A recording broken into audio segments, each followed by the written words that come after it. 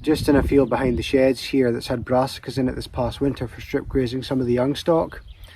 And as you can see, it's needing some new grass put in here. It's only just turned dry enough to get the power harrow in. It's been very wet. It's been a terrible March this year, and it's been very wet and quite cold, so we're just needing a wee bit more heat in the ground, but we'll get the seed in.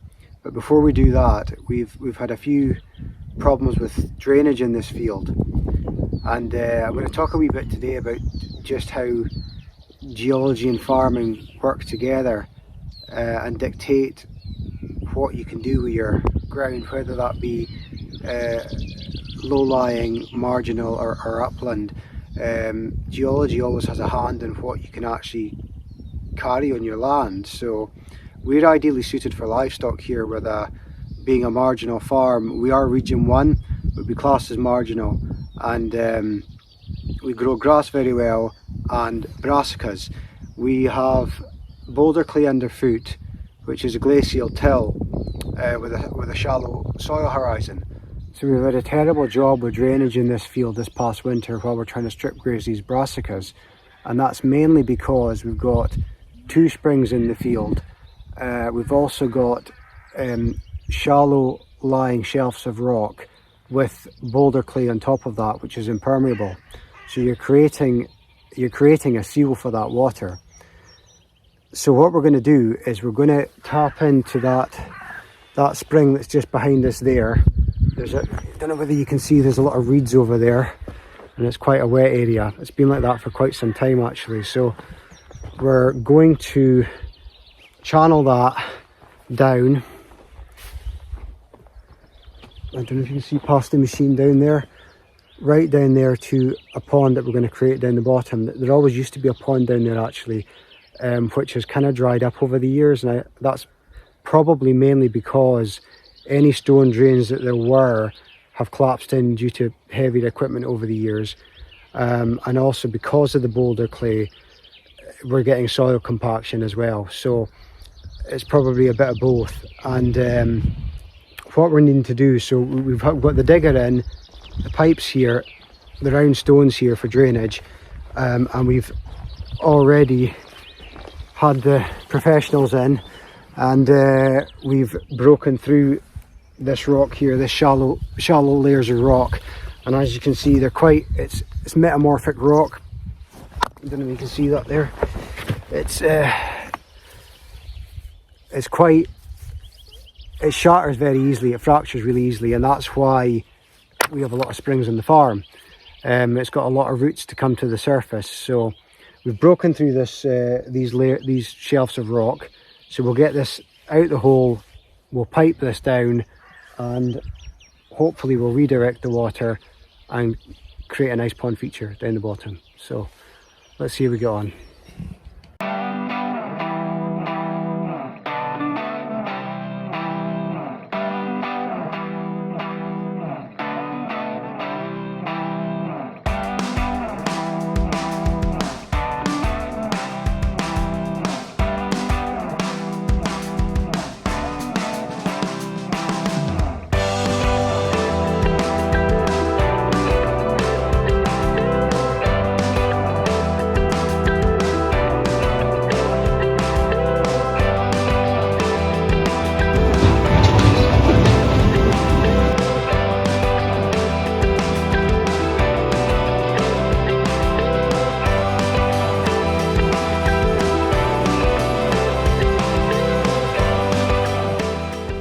Standing in the pond feature now that we've created, as you can see, there's a little bit of water behind me, and that's been drained mostly from the spring above there. We made the pond a bit bigger than what the water is that's here, because for about 8 months of the year this will actually be full up to the banks, but in the summer some of these springs do tend to dry out a little bit. We have 2 on the farm that will flow all year round, even through the drought period. So but these top ones up here, they'll tend to dry out a bit in the summer. So we've got several projects around the farm that we're trying to do similar to this one. We do have a couple more pond creations that we need to do, because like I said, we do have a lot of springs on the farm.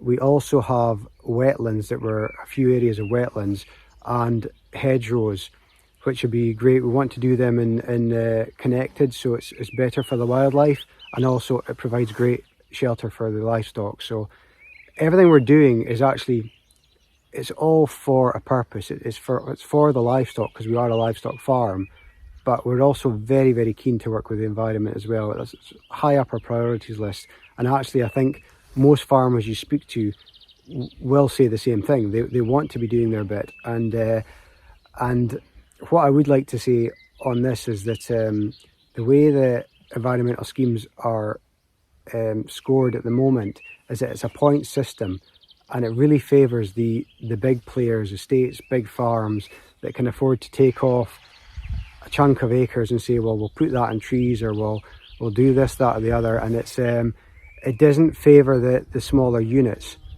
And personally, I think that I would like to see this scored on a per acre basis, point per acre basis, or a per project basis.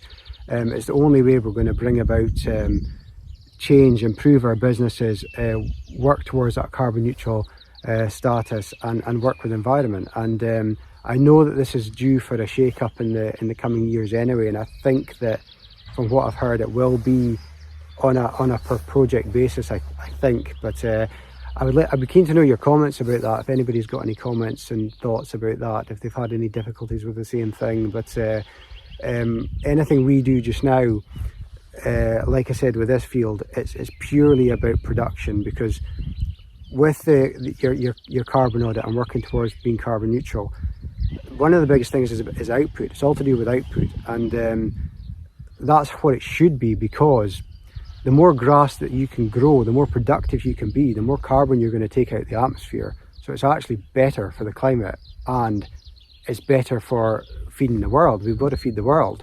So it's all about output can actually be beneficial for the environment, because that's what we're trying to achieve. And with this project in particular, stopping the poaching, increasing the grass growth, means that when we go to paddock graze this field, we can get a lot more out these acres, and because of the increased grass growth with the paddock grazing, it'll take more carbon out of the atmosphere. So this is exactly what we're trying to do. Plus we've got the environmental side of it here as well, which is perfect. So that's this year's job in terms of drainage projects done. We've also still got fencing to do, and a few other bits and pieces, but next job will be grass seed in this field, some trees and bushes around this pond. It'll just be sheep going into this field this year. We just don't want to poach it too much with the cattle just till it's established. So like I said, it'll be meat and milk DLF seeds that's going in, clover rich mixture, and looking forward to seeing the sheep on this field. And hopefully we'll get an update for you, and we'll show you just what we've done, and how the finished article looks, and just how well the drainage has worked as well. So we'll probably touch on that again towards the winter months, just to show you how this has worked and just see that pond filling up. So happy days.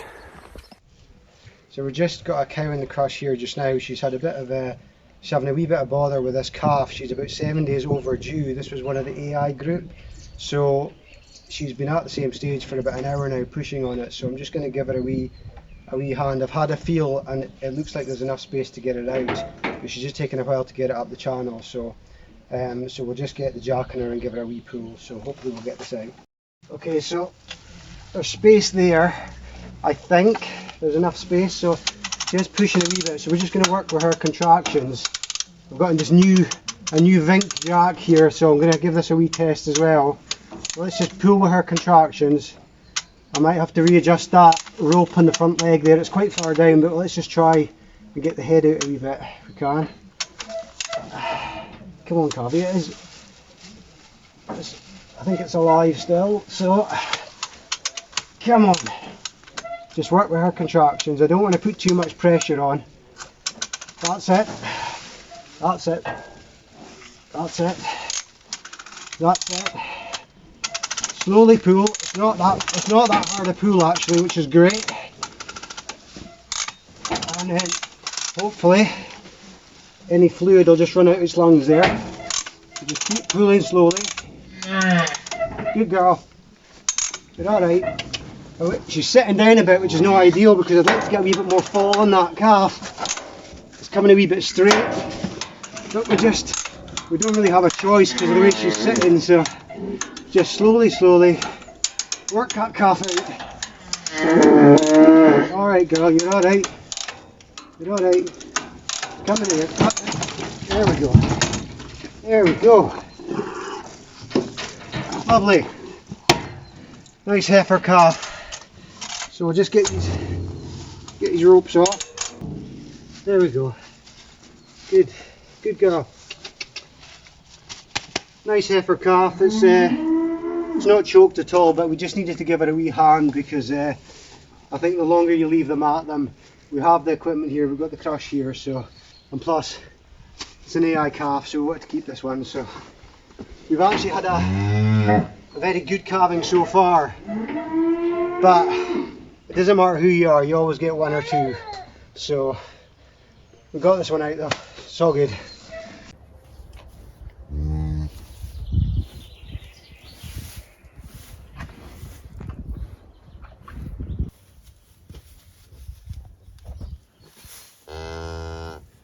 Just behind me there is the calf that was born yesterday. It's out with the mother now and doing really well.